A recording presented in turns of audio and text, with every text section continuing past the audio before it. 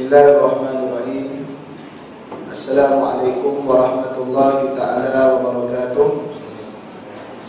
Alhamdulillah, nahmaduhu wa nasta'inuhu wa nastahdihi wa nastaghfiruh wa na'udzu billahi min shururi anfusina wa min sayyiati a'malina.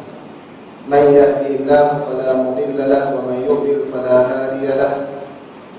Asyhadu an la ilaha illallah wahdahu la syarika lah wa asyhadu anna Muhammadan abduhu wa rasuluh. Allahumma salli wa sallim wa barik ala sayyidina habibina al-karim Muhammad ibn Abdillah sallallahu alaihi wasallam wa ala alihi wa ashabihi ajma'in wa tabi'in wa tabi'it tabi'in wa man da'a bi da'watihi ila yaumiddin, amma ba'du. Rabbi shrah li sadri wa yassir li amri wahlul 'uqdatam min lisani yafqahu qawli. Alhamdulillah, muslimin muslimat yang dirahmati Allah Subhanahu wa taala. Syukur kita kehadrat Ilahi dengan izin dan hikmah kurnianya, kita masih lagi dapat sama-sama berkumpul pada malam ini untuk kita meneruskan pengajian berkenaan dengan tafsir ayat-ayat hukum, yang mana kita pilih kitab yang ditulis oleh Syekh Muhammad Ali As-Sabuni. InsyaAllah malam ni kita akan mengisi ruang yang masih ini. Cuma saya minta maaf sekali lagi lewat kita pada tempat lain jauh Tanjung Karang, Tanjung Karang jam bahagian insyaAllah Pucung daripada Hamdan sampai ini. Cuma malam ni saya tak bawa kita lah, sebab semalam baru kereta rosak, jadi kita semua tinggal kereta, datang kereta dan sebagainya. Jadi walaupun demikian, kita juga isi dengan tajuk yang lain lah daripada kita berlalunya masa yang sememang yang dijadualkan untuk yang maghrib pada malam ini. Jadi insyaAllah malam ini kita nak bincang berkenaan dengan dari sudut perkembangan ilmu Islam secara asas. Sebab kita bila belajar ilmu agama Allah Subhanahu wa ta'ala ini, kita kena faham beberapa perkara, di antaranya perkembangan ilmu Islam itu secara sistematik. Sebab apa? Sebab bila sampai ilmu kepada kita ni, agama Islam itu yang berpandukan kepada Al-Quran dan Sunnah, itu ilmu dia, maka apa peranan kita? Yang pertama, kena memahami dan mempelajari dia secara sistematik. Dan kedua, kemana hala tuju panduan kita itu nak bawa kita ke mana. Seumpama kalau nak kita kata diberikan gambaran contoh, seorang ayah memberikan kereta sebagai hadiah kepada anak dia. Jadi anak dia kena tahu sistematik dalam nak membawa kereta tersebut. Nak hidupkan enjin, nak cucuk kat mana, nak kita bagi signal, kena tekan yang mana. Kalau nanti nak bagi signal kanan, dia pergi tekan yang wiper punya. Jadi tak, dalam nak brake, nak tekan kat mana. Jadi kena tahu. Ada kita kena tahu kereta tadi berjalan di negara Malaysia, di sebelah lorong mana. Kalau kat Eropah, sebelah lorong mana. Tempat driver dia pemandu sebelah kanan ke sebelah kiri. Jadi kena tahu. Dan yang kedua adalah kereta tadi adalah untuk ke mana untuk digunakan. Walaupun dia tahu sistematik, tapi kalau digunakan kereta tersebut kepada perkara-perkara yang tak elok, maka dia tidak ada faedah juga. Sebab apa kita bawa perkara ini sebagai gambaran contoh? Sebab ilmu Islam yang sampai kepada kita, yang kita belajar pada ini, kita kena tahu sistematiknya bagaimana dia berkembang. Sebab kalau kita tidak memahami perkembangan ilmu Islam pada hari ini, yang mana kita belajar dari sudut banyak silibus-silibus, sama ada dari sudut tauhid dia, sama ada dari sudut fiqh dia, sama ada dari sudut tafsir dia, akhlak, tasawuf dan sebagainya. Kalau kita tak memahami perkembangan ilmu yang berlaku, maka disitulah akan menjadikan pertelingkahan pada perkara remeh yang tidak berkesudahan. Sebab menjadi masalah dalam jadual tahunan umat Islam ini, apabila wujudnya pertelingkahan yang kita kata pada perkara cabang yang tidak berkesudahan, tetapi menatijahkan perkara yang tidak memberikan impak yang positif. Sehingga ada orang merakamkan tarikh-tarikh yang sememangnya umat Islam ini akan berlaku pada seumpama demikianlah. Sebagaimana pada bulan Muharram, 1 Muharram akan berlaku perbalahan, perdebatan doa awal tahun atau akhir tahun, nak buat ke tak nak? Pernah ditanya kepada saya, Ustaz, Nabi pernah buat doa akhir tahun ke awal tahun? Saya kata takwim hijrah itu berlaku zaman Sayyidina Umar, jadi soalan tak patut keluar. Takwim itu pun zaman Sayyidina Umar. dalam penentuan tahun. Zaman Nabi sudah ada penambahan bulan-bulan sebelum daripada itu lagi, tapi penentuan tahun. Jadi doa yang dinisbahkan awal tahun, akhir tahun, doa yang mana berkaitan dengan tahun. Penentuan tahun dalam Islam ditakwilkan pada zaman Sayyidina Umar. Jadi tak patut muncul soalan Nabi buat ke tidak, sebab benda itu tak muncul lagi. Tak, kita kata seumpama kita nak makan nasi kerabu atau tidak, kita tanya, mak nak makan nasi kerabu ke tak ni? Nak makan apa? Nasi pun tak ada. Lainkan nasi itu dah ada, nak makan atau tidak? Itu soalannya, baru betul. Kita kata dah. Nanti 10 Muharram juga yang baru kita lalui sebelum pada ini, nanti timbul pula pertanyaan ataupun perbincangan bubur Ashura. Boleh buat ke tidak? Saya kata nak buat pizza Ashura, tak ada masalah. Saya kata makan je lah, yang penting makanan halal. Tapi kita tak nak bahas pasal benda-benda tu lah.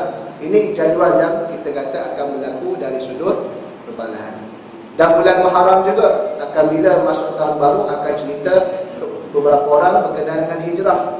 Setiap hijrah Nabi kan 27 Safar, malam 28 Safar. Kenapa 1 Muharram dah cerita dah? Saya kata nak ingat Nabi ni tiada hari, tak ada masalah. Ataupun kita kata kena ikut tarikh dia. Kalau begitu cerita bab solat, kita kena cerita pasal Isra Mi'raj saja. Isra Mi'raj 27 Rajab tu pun bukan tarikh yang tepat. Tengok dalam kitab Syekh Mubarak Safiur Rahman Al-Mubaraki, tu nak cerita bila? Tengok, kita kata tarikh Isra Mi'raj. Tarikh lain tak ada cerita lah. Malam esok nak cerita ceramah Maulid Nabi, boleh tak tuan-tuan? Ataupun kena tunggu 12 Rabiul Awal? Kau boleh cerita? Boleh dah, boleh lah. 12 Rabiul Awal tu pun kita kata pandangan majoriti Ibnu Ishaq yang dipilih peringkat Malaysia. Imam Nawawi kata 8 Rabiul Awal.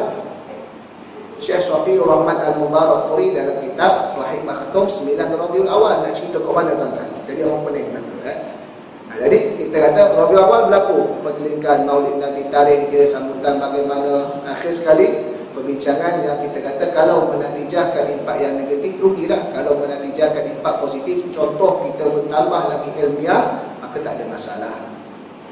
Masuk pula kita kata bulan Rajab, nak puasa sebulan, boleh ke tidak?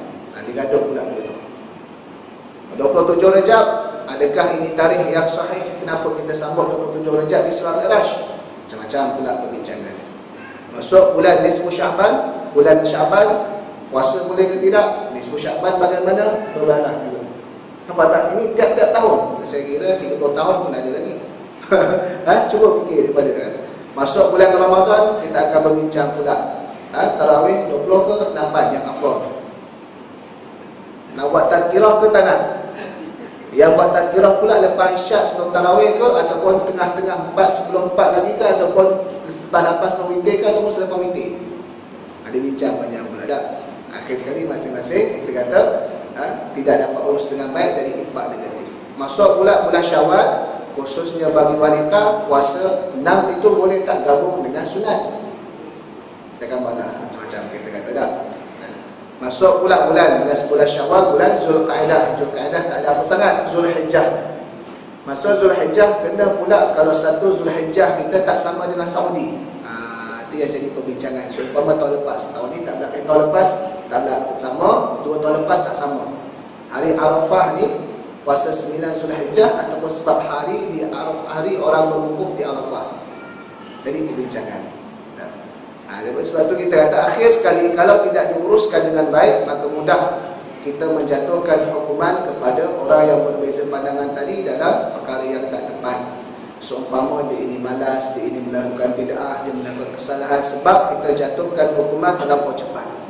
Sedangkan perkembangan ilmu Islam kalau kita lihat tuan-tuan, tidak berlaku di antara pertemuan di antara para ulama yang berbeza bidang. Sebagai contoh tuan-tuan, kalau kita tengok fasa penubuhan mazhab, mazhab ni berlaku zaman bila tuan-tuan? Mazhab yang paling awal mazhab apa tuan-tuan? Mazhab fiqh. Yang mana 4 mazhab yang muktabar, Imam Abu Hanifah, Imam Malik, Imam Syafi'i dan Imam Ahmad bin Hanbal. Bila mereka lahir tuan-tuan? Imam Abu Hanifah 80 Hijrah, Imam Malik 93 Hijrah, Imam Syafi'i 150 Hijrah, Imam Ahmad bin Hanbal 164 Hijrah. Bermaksud kurun 100 tahun hijrah yang pertama adalah berlakunya penubuhan mazhab-mazhab, yang mana mereka ini dikenali sebagai tabi'in. Kecuali ada satu pandangan mengatakan Abu Hanifah ini tabi'in, tapi kurun akhir sebelum masuk tabi'in. Tapi lebih kuat mengatakan semua ini tabi'in. Maksudnya generasi yang tabi'in ini mereka hanya jumpa dengan generasi tabi'in. Yang generasi tabi'in ini pula hanya sempat jumpa dengan generasi sahabat, tak sempat jumpa dengan Nabi sallallahu alaihi wasallam.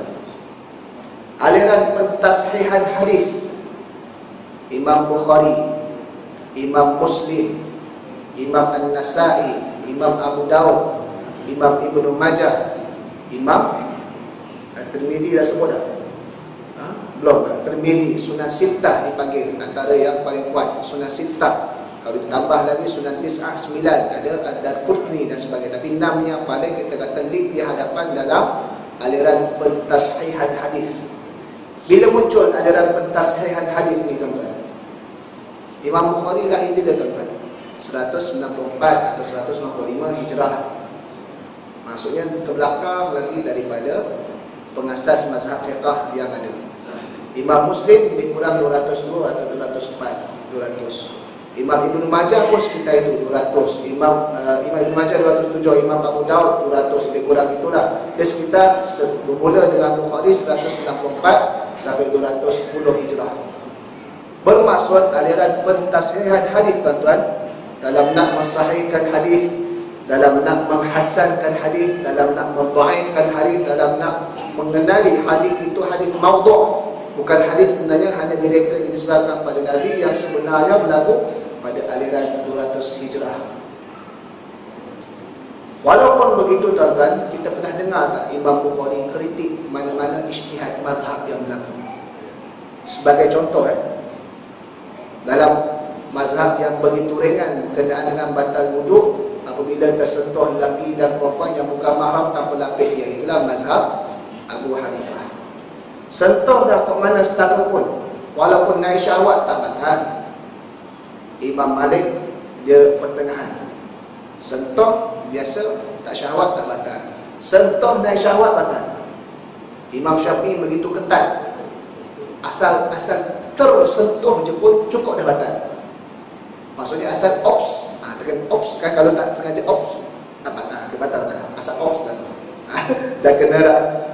Sengaja tak sengaja, asal tak berlapis. Ada tak mana-mana imam dalam yang pentashihan hadis tadi mengatakan apa ini Abu Hanifah longgar sangat? Ada tak? Tak ada, kita dengar.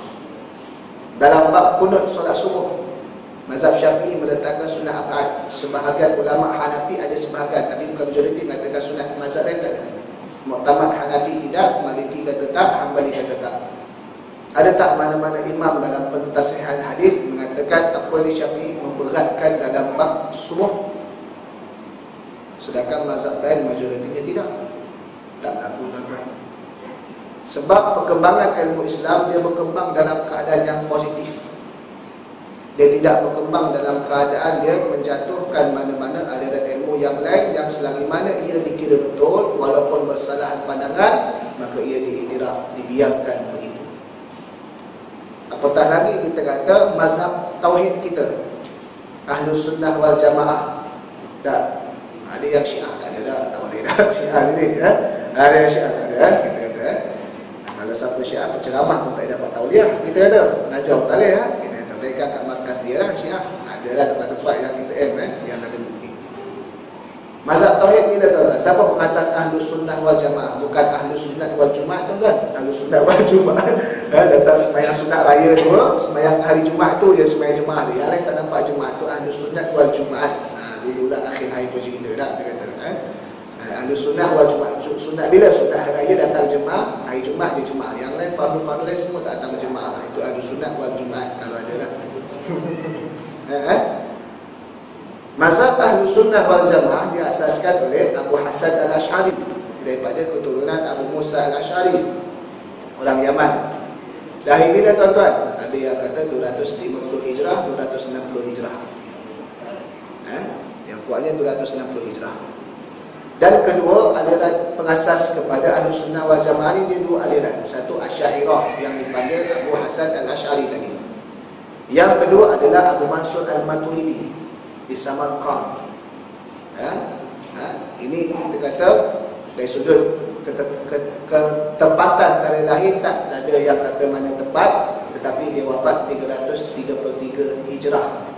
Cuma dari sudut jangkaan pakar sejarah kata dia lahir lebih kurang pertengahan tahun 200 Hijrah, tapi lewat sedikit daripada kita kata Abu Hasan Al-Asy'ari, maksudnya 270 280. Jadi penubuhan pengasas kepada mazhab tauhid Ahlus Sunnah wal Jamaah adalah pada turun 300 Hijrah. Jadi kalau begitu persoalannya, ada tak pernah berlaku dalam mazhab Ahlus Sunnah wal Jamaah mempertikaikan akidah yang dipegang oleh ulama-ulama sebelum itu? Contoh Syafi'i ini mazhab akidahnya apa? Sebab mazhab Ahlus Sunnah wal Jamaah kurun selepas itu, orang dah meninggal dah wafat dah. Tetapi dia melihat kepada disiplin ilmu yang berlaku, mereka ini tepat dalam kita kata pemikiran tauhid dan juga fiqh dia, maka dia ada sealiran. Cuma mazhab tadi ditubuhkan dalam nak membentuk suatu silibus, dalam nak menerangkan kepada masyarakat secara berdisiplin. Sebab apa kita kata pada zaman Nabi SAW, Nabi wafat, para sahabat tidak ada kita kata berlakunya penubuhan mazhab. Sebab Islam datang secara praktikal. Islam tidak datang secara teori. Saya nak bawa buktinya apa? Allah Ta'ala turunkan Al-Quran, wahyukan Al-Quran menerusi Jibril kepada siapa? Kepada Nabi Muhammad SAW, dan ditunjukkan sama ada dalam percakapan, dibacakan ayat, dan ditunjukkan praktikal dia bagaimana wahyu tadi dibentuk, dijalankan. Sebagaimana semayang, Nabi tak buka kitab, kita kata meh duduk, kita membuka. Rukun semayang itu ada 13, maka bermulalah rukun semayang itu dengan niat. Hadis Nabi ada macam kita tak? Nabi kata sallu kama ra'aitumuni usalli. Jadi mana-mana sahabat yang melihat tindakan Nabi ketika sembahyang, maka itu yang diambil. Ada yang tindakan Nabi SAW dalam keadaan berbeza, menunjukkan perkara tadi sunat, tidak ditetapkan dalam satu ketetapan. Sebagai contoh, kunut time subuh sunat dah, mazhab lain tak buat. Tapi yang kita mazhab Syafi'i kata sunat sebab apa? Ada Nabi buat. Orang pun tanya, Ustaz, Nabi buat berapa lama kunut tadi? Berapa lama Nabi buat kunut? Sebab kita tiap-tiap hari kunut. Adakah Nabi baca kunut tiap-tiap hari? Jawapan dia, berapa kali Nabi buat baru diiktiraf sebagai sunnah, ataupun cukup sekali Nabi buat sudah dikira sunnah? Adakah kena 10 kali Nabi buat baru dikira sesuatu perbuatan itu sunnah, ataupun cukup sahaja sekali Nabi buat dikira sunnah bagi kita? Jawapan dia, cukup sekali Nabi buat dikira sunnah bagi kita. Tidak ada kita kata had, okey, Nabi kena kunut dalam subuh sebanyak 15 hari barulah boleh dikira sunnah. Maksudnya kalau Nabi kunut dalam subuh sekali sahaja, bermaksud kita sekali sahaja kunut dalam subuh. Adakah itu definisi sunnah? Nabi buat sekali, kita buat sekali. Nabi buat 2 kali, kita buat 2 kali. Tak, asal sekali sahaja Nabi buat dikira sunnah, melainkan pada perkara-perkara yang telah dikhususkan hanya ke atas Nabi SAW, tidak pada umat dia. Sebagai contohnya apa? Kahwin lebih daripada 4 orang dalam satu-satu masa. Ini khusus kepada Nabi SAW. Lelaki tak boleh lah. Tak, 4 orang itu pun paling ramai. Apa paling ramai itu kalau ada lah seorang pun kita kata pun dah cukup dah ada yang 2, 3 tak boleh ikut kemampuan masing-masing. Selesai. Jadi sahabat ni tengok dalam keadaan yang berbeza Nabi SAW buat, sebab menunjukkan itu adalah sunat dan terpulang kepada individu. Sebab Nabi SAW dalam perkara sunat, ada yang Nabi memang sengaja tinggal. Sebagai contoh, dalam ambil wuduk 3 kali itu sunat. Bagaimana sahabat boleh tahu basuhan 3 kali itu sunat? Sebab sahabat tengok ada kala Nabi basuh 3 kali, ada kala Nabi basuh sekali. Tetapi Nabi sengaja tinggal bukan sebab Nabi malas. Beza dengan kita tuan-tuan, kita kadang-kadang basuh sekali je sebab apa?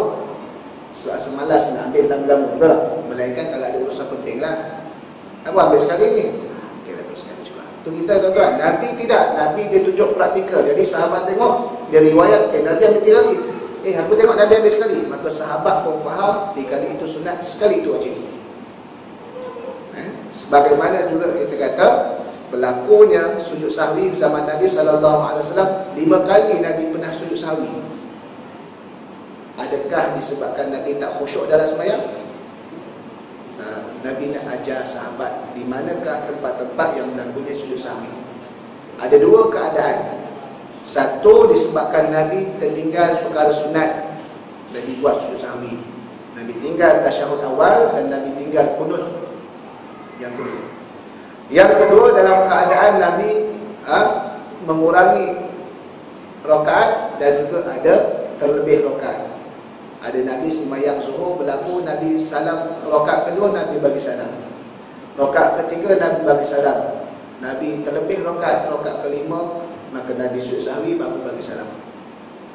Dalam hal yang kita kata sunat yang abad, tinggal sengaja ataupun tidak, maka ulama hukumkan, ulama kata Nabi memang tinggal sengaja dan Nabi tahu itu sunat, Nabi sengaja tinggal. Dalam nak mendidik sahabat-sahabat kau faham, oh ini sunatnya lain macam. Kalau tinggal kita kena disunatkan sujud sahwi. Maka berlakulah definisi namanya sunat abad, sunat yang jadi sebahagian daripada kesempurnaan solat.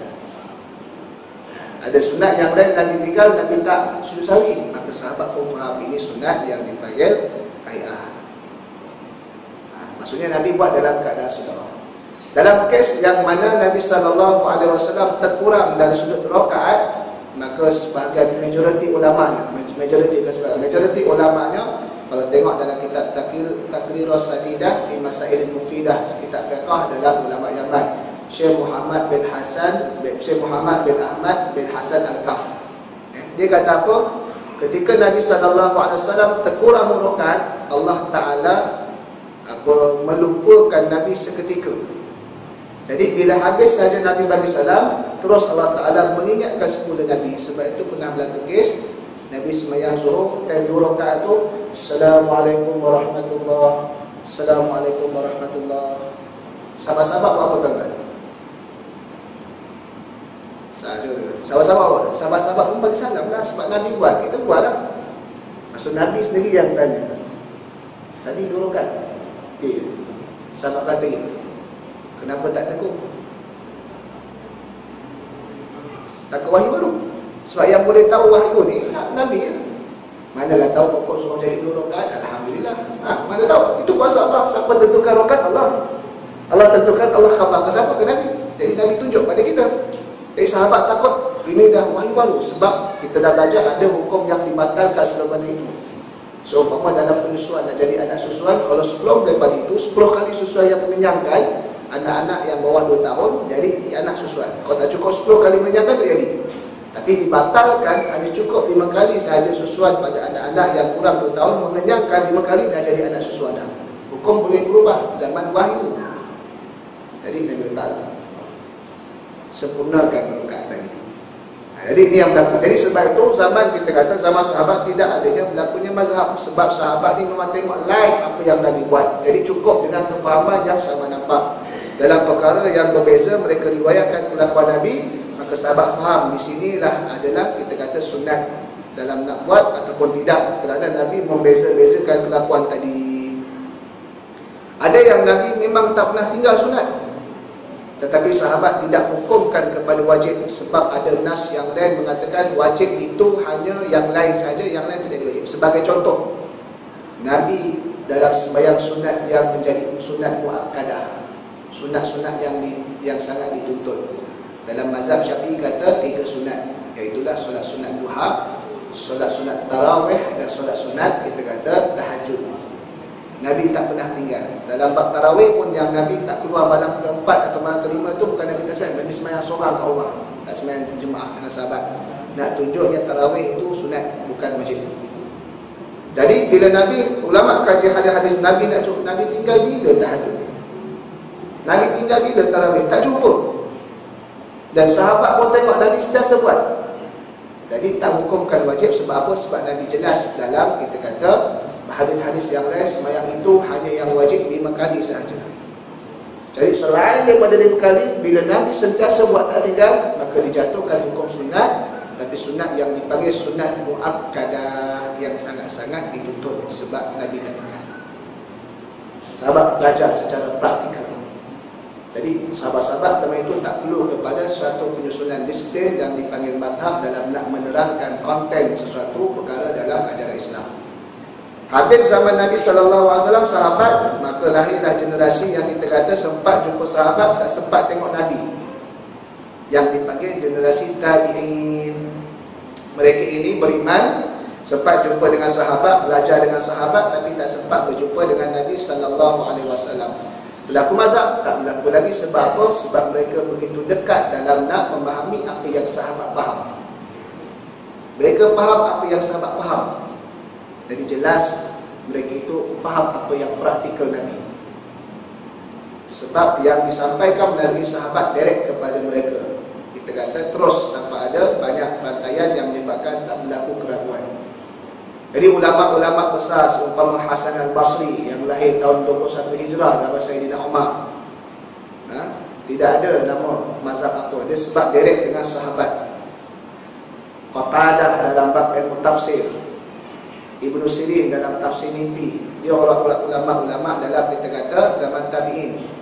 Tidak ada mazhab ketika itu, terus direct dalam mereka bertalaki dan belajar dengan sahabat Nabi SAW. Maka apa yang belajar sahabat Nabi, itulah belajar praktikal Nabi. Cuma mereka ada tambah ilmu-ilmu yang disebelailah. Kalau macam Ibnu Sirin itu, dia pakar dalam tafsir mimpi. Ada satu hari orang jumpa ke dia, habis ngajar, tanya, ya Tuan Guru, malam tadi aku mimpi ada burung keluar terbang daripada poket pakaian aku. Ibnu Sirin kata apa? Balik rumah cepat, minta maaf sebab kamu nak mandi tak lama lagi.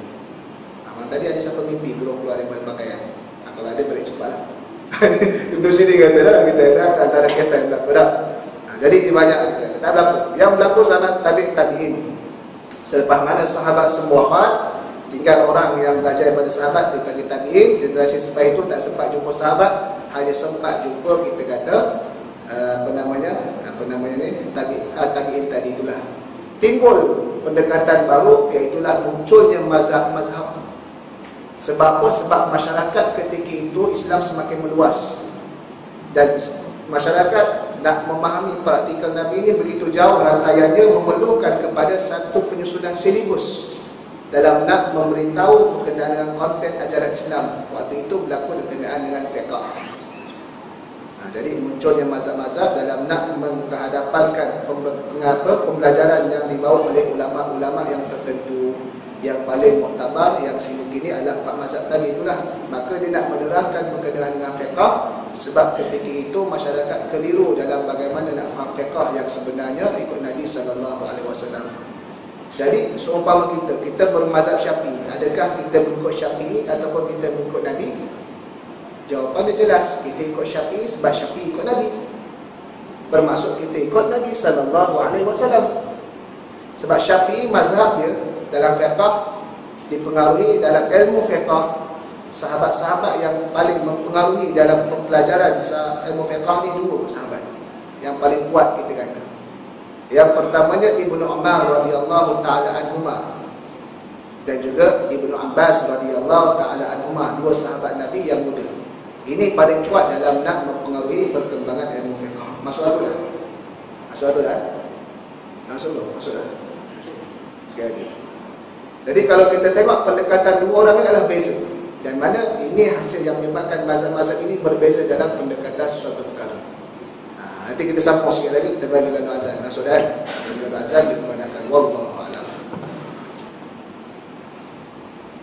Baik. Jadi bila sampai generasi tabi'in, orang yang tidak sempat berjumpa dengan Nabi dan tidak sempat jumpa dengan sahabat, cuma sempat jumpa dengan tabi'in sahaja. Tabi'in ini pula sempat jumpa sahabat saja. Maka berlakulah, kita kata, kemunculan mazhab-mazhab ketika itu yang menjadi tuntutan dia adalah mazhab fiqh. Sebab dalam nak menerangkan amal ibadah syariat ini dalam konteks fiqh, dalam yang berbentuk disiplin dan tersusun, maka mazhab tadi dia menyusun.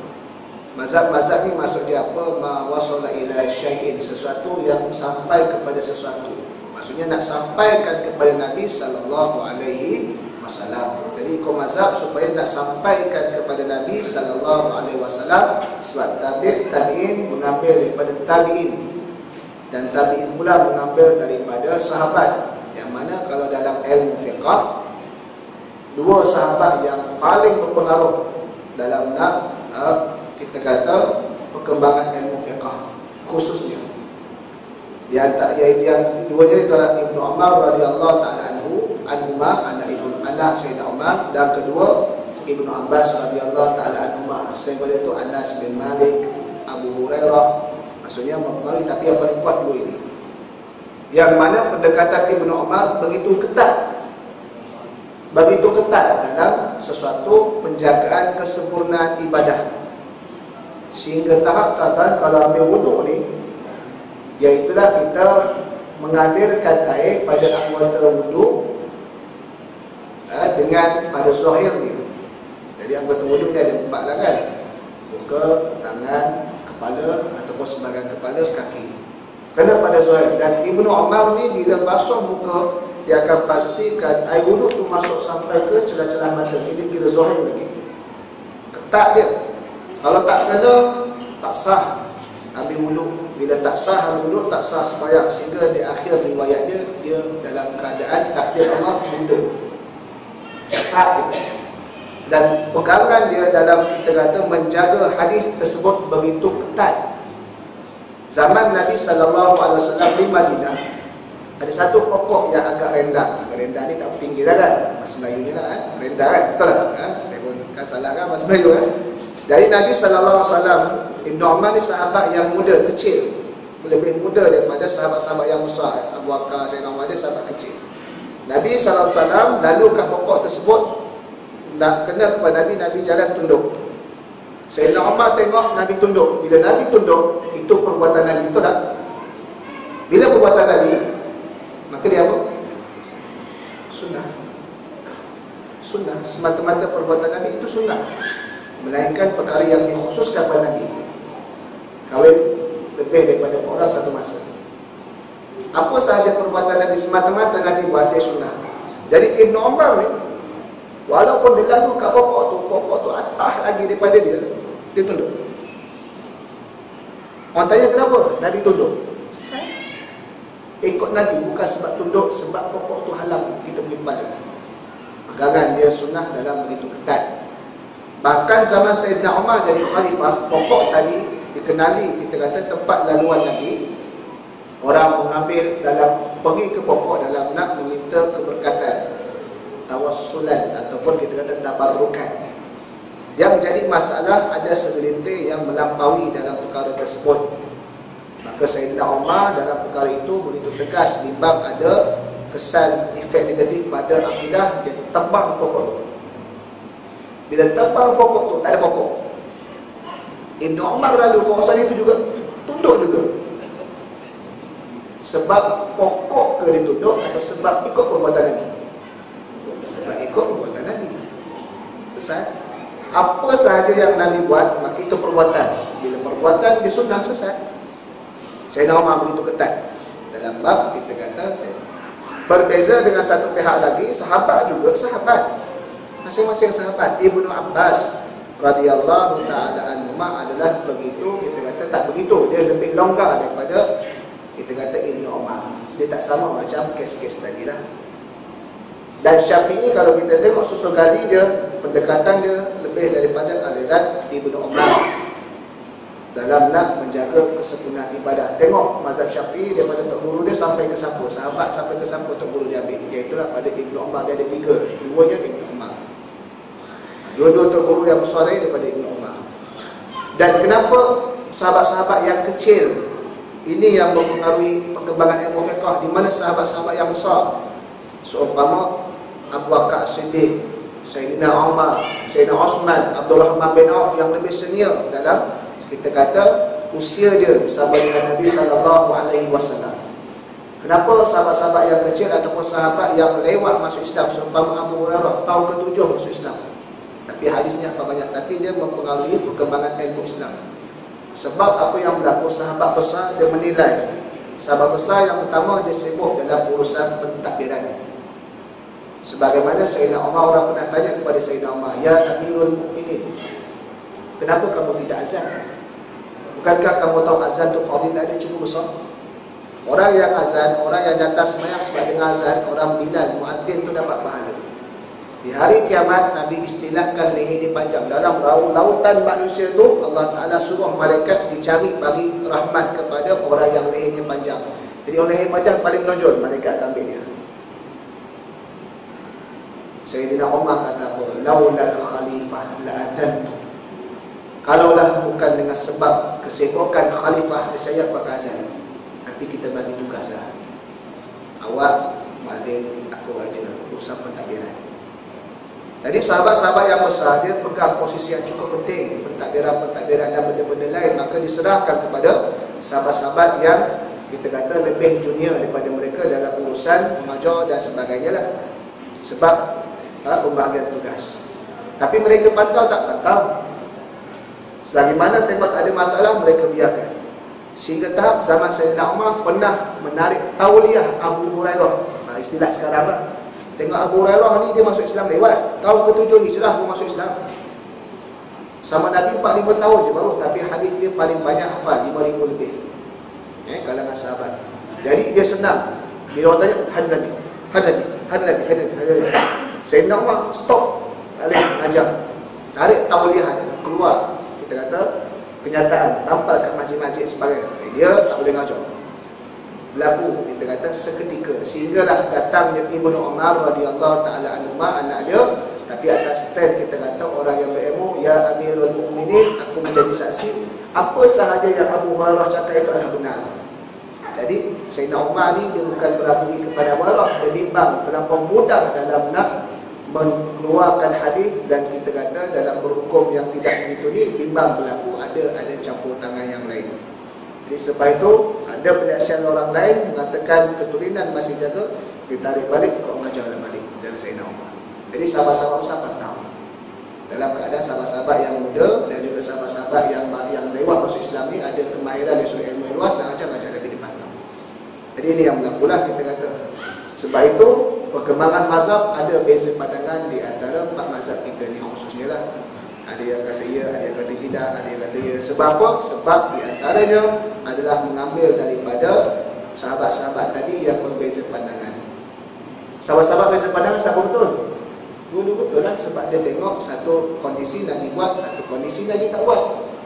Ada kalanya Nabi tinggal, ada kalanya Nabi buat. Maka lahir, kita kata, perkara-perkara tersebut. Jadi itulah berlakunya perbezaan hukum hakam dalam fiqh, yang mana yang perbezaan tadi adalah benda yang sebenarnya, ya, kita kata dalam perkara tersebut Nabi buat, ada yang Nabi buat, ada yang Nabi tidak, dan dia diriwayatkan daripada kalangan sahabat-sahabat tersebut. Sebab itu kalau kita tengok mazhab selepas tahun 300 Hijrah, selepas tahun 300 Hijrah, tidak ada mana-mana pun ulama, walaupun dia hebat secara mana, dia declare dia menubuhkan mazhab. Hanya sampai saat 300 Hijrah saja. Iaitulah yang paling akhir mazhab tauhid ditubuhkan, diasaskan oleh 2 orang yang lahir pada kurun tengah 200 Hijrah. Selepas pada itu kita boleh dengar mazhab apa lagi? Sebab Nabi pun sebut khairul qurun qarni thumma tali. Sebaik-baik kurun adalah kurun aku, iaitu aku sama sahabat. Kemudian daripada itu sahabat bersama tabi. Kemudian daripada itu tabi bersama tabi. Jadi selepas tahun 300 Hijrah, siapa yang lain dia ada dikira ulama-ulama yang kita kata khalaf, yang terkemudian. Jadi walaupun setinggi mana mereka muncul, Imam Ghazali pada tahun 600, kurun 600 Hijrah, Imam Haramain 600 Hijrah, Imam Ibnu Salah dalam bab hadis tahun kita kata 400 Hijrah, tak berani diklaim mereka buat mazhab. Mereka hanya masuk ke mana-mana mazhab dan melakukan proses, kita kata, tajdid, pembaharuan dalam isu-isu yang kontemporari yang tak berlaku zaman-zaman sebelum daripada itu. Menunjukkan, kita kata, di sini bagaimana kita memahami perkembangan mazhab tadi berlaku. Tetapi hebat setara mana pun, tidak ada yang bagi declare selepas tahun 300 Hijrah wujudnya satu mazhab yang baru. Jadi kita faham mazhab tadi yang berlaku adalah ma wasala ila syai'in, nak sampaikan masyarakat kepada sesuatu, iaitulah aliran yang belajar Islam ini secara praktis Nabi SAW. Yang jadi masalah apabila apa? Apabila aliran Islam ini dipelajari bukan secara praktis Nabi, tetapi secara terjemahan atas tekstual Al-Quran dan Sunnah menurut suasana zaman itu berlaku. Sebab yang sampai kepada kita Al-Quran, ini mushaf Quran, ini tekstual Al-Quran, mushaf yang dibukukan dalam bentuk mushaf. Hadis-hadis Nabi yang sampai ke kita yang dibukukan oleh ulama itu tekstual hadis, benda yang ditulis. Pelaksanaannya macam mana? Adalah mesti cara praktikal. Dia adalah mengambil bagaimana Nabi SAW lakukan. Bila kita terus direct kepada tersebut, kita menterjemahkan teks tanpa memahami perkembangan ilmu yang berlaku pembicaraan ulama daripada sahabat tabi'in, ulama-ulama itu kita ketepikan. Terus kita yang 1400 lebih jauh daripada Nabi, kita akan tafsir macam mana? Ikut aliran kita waktu ini. Orang 10 tahun pula selepas itu, lepas kita ini buat benda sama, tengok Quran dan tafsir benda selepas itu pula. Tak memahami kehendak maksud yang aliran berlaku tadi secara, kita kata, generasi ke generasi. Di situlah akan timbul masalah dalam nak pengamalan ilmu-ilmu agama Islam ini, baik sama ada dari sudut pelbagai ilmu, khususnya kita kata bab fiqah. Sebab fiqah ni bab hukum, nanti bab lain pun sama juga, tapi sebab fiqah ni dia famous, sebab hukum ni benda famous. Jadi kita kata di situlah yang menyebabkan berlakunya, kita kata, agak tidak teratur, sehingga menyebabkan akhir sekali ilmu Islam berkembang, tetapi berkembang dalam keadaan impak yang negatif. Sedangkan dulu berlaku juga perkembangan, tapi tidak pernah ada ulama yang mengkondem ulama ini, ulama itu kondem ulama itu dan sebagainya lah. Itu tak masuk lagi kenapa Imam Ghazali memasukkan ke semua hadis-hadis dhaif dan hadis yang tidak ada sanad selain daripada hadis sahih dalam kitab Ihya Ulumuddin. Kenapa dia masukkan? Orang tak faham, dia kata apa? Imam Ghazali ini hanya tahu hadis dhaif sahaja. Sedangkan waktu itu berlaku pertempuran tamadun ilmu di antara ulama-ulama sunnah dengan ulama-ulama syiah. Jadi dalam nak membawa mana hadis yang sumber yang ahli sunnah setuju, dalam nak melawan hadis-hadis yang direka oleh ahli-ahli syiah tadi itulah. Jadi di situ sebenarnya banyak perkara-perkara. Bila kita tak faham konteks kondisi itu, maka diterjemahkan pada zaman yang sudah jauh, maka akan timbullah kita kata persepsi yang tak elok. Maka di sini saya nak terangkan secara asas, sebab kita belajar dalam tafsir Ahkam, ada banyak pandangan-pandangan, jadi secara tak langsung kita tahu kenapa berbeza. Selain daripada kita kata bezanya bahasa dan seumpamanya, bahasa pun kena faham ikut bagaimana sahabat faham tadi. Maka itulah yang kalau kita faham, maka menjadikan kita memahami perkembangan Islam, berkembang dengan murni dan berkembang dengan positif dalam nak selesaikan isu-isu masalah semasa, tapi bukan nak kita kata berlaga di antara satu sama lain itulah. Wallahu a'lam. Sebelum kita akhiri sembahyang Isya, kalau ada sebarang persoalan tambahan ke sebagainya, kita bukalah kalau ada. Silakan. Assalamualaikum. Ustaz sebut tadi kita tak sepatutnya berbarang pada perkara walaupun, namun kita tidak sepatutnya beramal amalan untuk ikutan adat sebagainya. Kita kena memastikan amalan itu amalan yang Allah redai. Sebentar lagi tidak sepatutnya bercakap. Namun ada juga amalan-amalan Nusantara Indonesia yang mereka ulama besar yang diamalkan oleh orang kita, contohnya Yasin Padi dan sebagainya. Itu pertama. Yang kedua, ada pertumbungan pelbagai aktiviti. Kita yakin majlis ilmu ini tambah-tambah syurga. Kita lebih fokus pada ini. Namun alhamdulillah kita raikan ada zikir, selawat perdana, qasidah, jemput api sebagainya, ramai itu. Jadi ada pertumbungan pilihan. Utama ada di sini. Jadi dari itu kita selesai. Okey, baik. Dalam kita kata beramal sudah pasti kena ada nas. Yang mana kita tidak mau amalan tadi atas ikut-ikutan. Maka dalam nak memahami nas tadi, maka dia kena belajar lah. Itulah kita kata. Supaya apa? Bila setidak-tidaknya kita kata awak ni siapa kata dia boleh tahu siapa yang ajar ke dia paling-paling tidak. Kenapa buat ni? Tak tahulah sebab. Dia jadi masalah lah. Kenapa puasa? Sebab nak kurus. Betul-betul lah. Sebab kita kata ada nas dalam nak suruh puasa tadi tu. Jadi kena belajar lah, kita kata belajar dalam nak ketahui. Sebab itu kita dihidupkan majlis-majlis ilmu supaya apa? Kita kata masyarakat dapat mengetahui amalan-amalan tadi adalah ikut nas ke tidak. Cuma ikut nas ni kita kena faham lah. Nas kita Quran dan Sunnah. Bila Quran dan Sunnah dalam pentasihan hadis yang berlaku zaman kita kata 200 Hijrah, dia bahagikan hadis ini kepada dua kategori. Satu hadis yang maqbul dan yang kedua hadis yang mardud. Maqbul ni doa makbul, hadis yang diterima. Mardud ni yang ditolak. Dalam hadis maqbul dia ada 3 peringkat yang asas. Yang pertama sahih, yang kedua hasan, yang ketiga dhaif. Sahih dan hasan wajib beramal. Adapun dhaif kita kata di sana adanya syarat-syarat nak beramal. Tetapi yang jadi kadang-kadang ekstrim, pernah kita tegur satu kita kata yang pernah tahun lepas punya jadi masuk dalam ikon dalam berdakwah reality punya mana-mana Korea dekat sekolah. Apabila dia kata hadis dhaif bukan daripada Nabi. Salah tuan-tuan. Hadis dhaif daripada Nabi. Apa yang bermaksud dhaif? Dhaif itu ada pada kelemahan pada perawi dalam meriwayatkan. Bukan dhaif pada Nabi. Seumpama dalam Quran ayat mutasyabihat, ayat yang muskil dari sudut maknanya, sebagai contoh yadullah fawqa aydihim, tangan Allah. Ayat itu muskil. Muskil pada manusia nak faham ayat atau muskil pada kalam Allah? Muskil pada kefahaman manusia tersebut. Sebab itu zaman dulu tak terjemah, tak ditakwilkan makna. Mereka yadullah selesai zaman sahabat.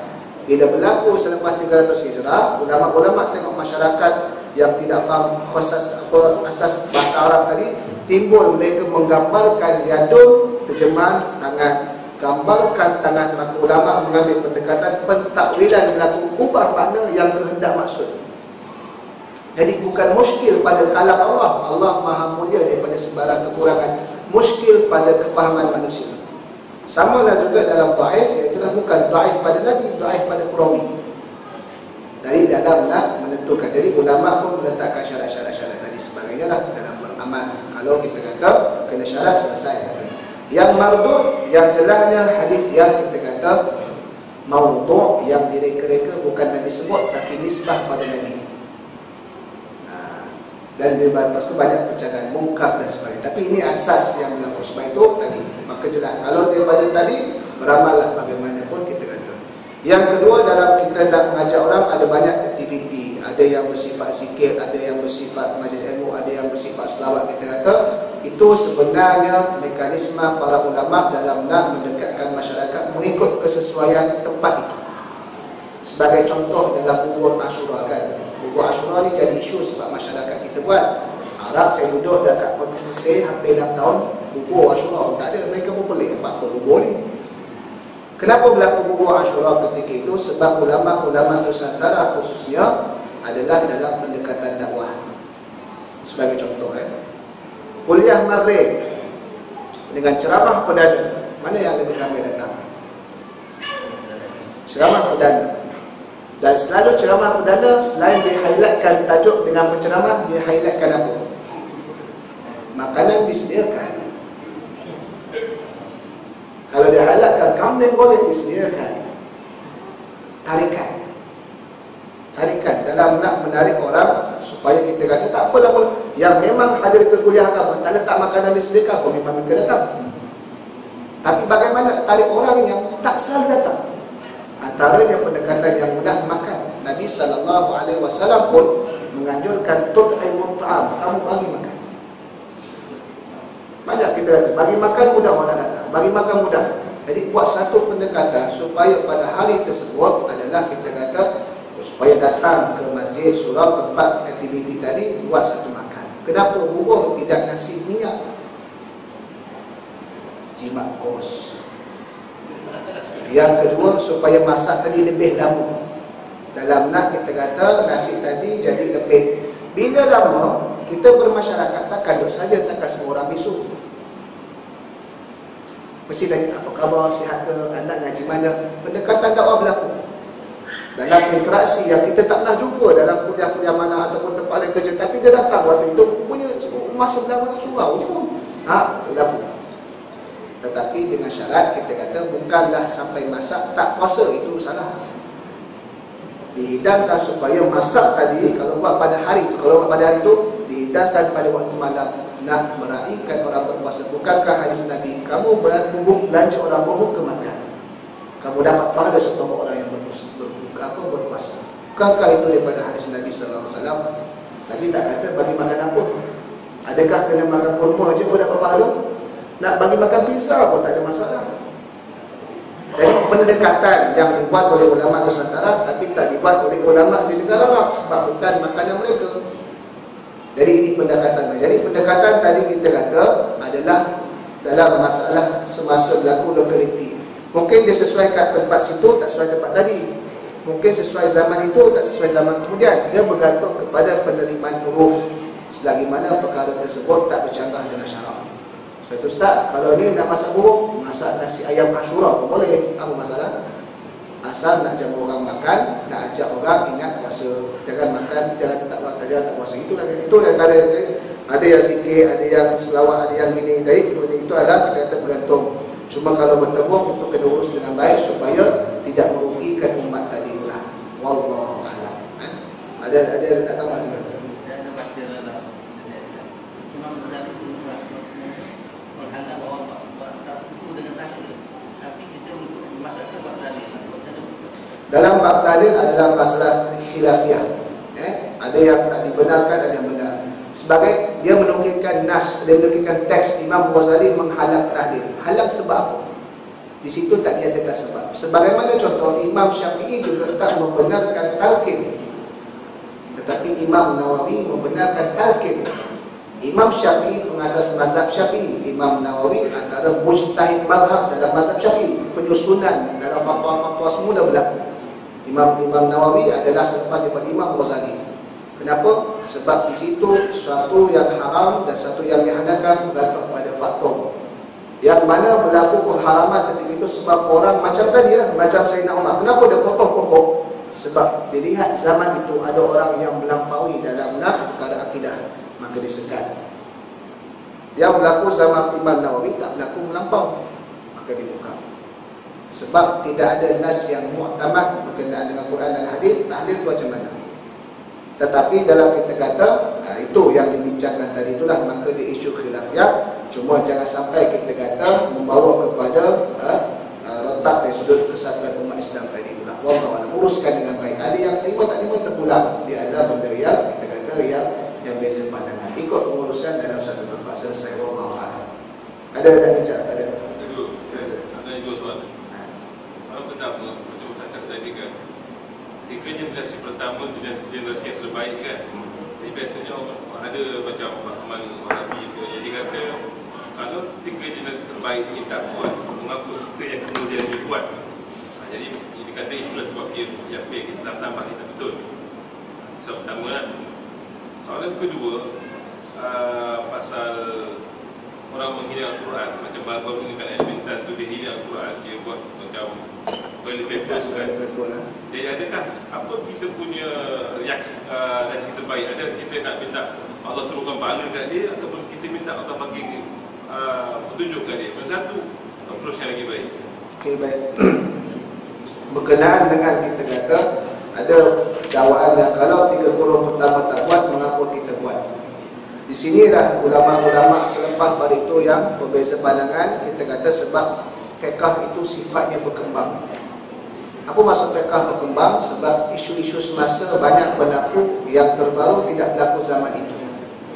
Banyak isu-isu berkembang. Sedangkan wahyu telah terputus. Wahyu terputus zaman Nabi SAW. Dan wahyu ini bersifat panduan. Maka difahami dalam konteks kita kata dalam bagaimana nak diaplikasikan dalam kehidupan yang berbeza lokaliti dan berbeza zaman. Maka ulama mengambil kaedah-kaedah yang umum sebagaimana tak bercanggah dengan syarak tadi itulah. Maka apa yang disebutkan, apa yang mereka buat kita tak, apa yang mereka tak buat kita buat, sebab di sini ada kita kata kesesuaian zaman kita yang tak bercanggah dengan syarak. Maka di situlah timbul kita kata beza ulama. Seumpama tahlil, seumpama talqin, seumpama sebagainya lah. Maka dia tetap ada berlaku perbezaan, tetapi ulama ada yang kata boleh sebab melihat kepada pendekatan dakwah tadi. Itu yang bezanya. Saya tak kata yang ini tak betul tak. Dia sebab beza dalam bagaimana nak mendekatkan dakwah tadi itu. Seumpama kita kata main musik. Main musik ni kalau kita tengok 15 tahun dahulu, siapa yang pegang gitar, kita kata apa ke dia? Akhlak rosak ni. Pegang je baru. Betul tak? Yang pegang gitar. Zaman sekarang, pegang gitar, kita apa? Okey lah tu, biasa. Kita pandang biasa. Hukum dulu berlaku siapa yang main musik gitar, drum adalah haram. Sekarang nasyid semua banyak gitar. Nasyid pun ada gitar. Apa yang berlaku? Sebab berbeza dari sudut pendekatan. Dulu alat-alat tersebut dia lebih menyerupai orang-orang yang bukan beragama Islam dalam pendekatan nasyid. Maka ulama mengambil pendekatan disekatkan dengan pendekatan haram supaya tak dekat dengan mereka. Kemudian zaman sekarang dia dah jadi bagi umumul balwa, semua pakai, kita kata tak dapat elak. Maka ulama mengkaji bila alat muzik tadi dari sudut namanya tak dapat dalam Quran dan hadis, maka dia isu yang baru. Bila isu yang baru mengambil pendekatan yang mana dalam kaedah yang umum alladzina takhadu dinahum lahwa wa la'iban wa gharrasumul hayatud dunya. Mereka yang menjadikan agama mereka sebagai mainan, sebagai kita kata lalai dan kita kata terpudaya dengan dunia, maka itulah yang berdosa. Jadi kalau guna musik tadi dalam pendekatan dakwah, dalam nak mengajak ketuhanan, sebagaimana jaga disiplin diri dia, bagaimana tidak bercampur lagi perempuan dan sebagainya, maka itu dijadikan sebagai hukum yang harus sebagaimana tadi. Itu yang jadi beza tu. Nah, jadi beza kita kata sebab kita kata bukan tengok kepada isu yang bersifat berkembang, tapi tengok bagaimana nas tadi dikembangkan dalam nak kita kata Islam sebagai penyelesai masalah. Tapi tetap ada berlaku perbezaan pandangan. Yang kedua berkenaan dengan apa? Hina Quran, pendekatan kita. Yang pertama, mana-mana maksiat kita tak boleh redha dalam hati. Yang kedua berkenaan dengan orang yang buat maksiat, kita kata ambil daripada doa Nabi apa namanya, Nabi Musa AS. Ya Allah, ya Tuhan kami, dalam Al-Quran saya tak cam ayat tadi, saya dengar balik, iaitulah kamu telah bagi mereka banyak kenikmatan, kalau mereka tak bertaubat maka kamu hentam pada mereka. Jadi kita doa hidayah. Doa hidayah yang paling terbaik. Tapi kalaulah Allah melihat atau Allah mengetahui mereka tak dapat hidayah, maka kita kata bagilah balasan terus daripada mereka terus melakukan kemungkaran di atas bumi. Jadi kita serah pada Allah Ta'ala. Tapi hidayah kita letak juga, kita kata. Tapi kita dalam maksiat kita kena jaga adab. Jangan kita kata Alvin dia hina Islam, kita pun hina Tuhan dia balik. Tuhan bodoh kita gitu. Larang dalam Islam. Wala tasubbul ladzina yad'una min dunillah fayasubbullaha anwa min qarin. Jangan kamu cela sembahan mereka. Sebab itu tak betul. Sebab bila kamu cela tak berakhlak, mereka orang bukan Islam lagi tak berakhlak, dia cela Allah. Jadi itu tadi cara dia. Kita tetap tak boleh tak redha dalam penguatkuasaan. Kalau boleh ada tindakan, ambil tindakan sebab itu kesalahan menyentuh sensitiviti agama. Dalam masa yang sama kita doa hidayah. Kalau bagi Allah mereka tak dapat hidayah, terus dijatuhkan hukuman dari sudut dunia ataupun akhirat tadi. Wallahu a'lam. Saya rasa cukuplah sekadar ini saja. Mungkin ada yang kita kata salah silapnya boleh diperbaiki daripada orang lain. Apa yang itu adalah kepada Allah Subhanahu wa taala, yang silap yang kurang itu adalah daripada kelemahan diri saya. Aku quli hada wa astaghfirullah alazim li wa lakum. Wassalamualaikum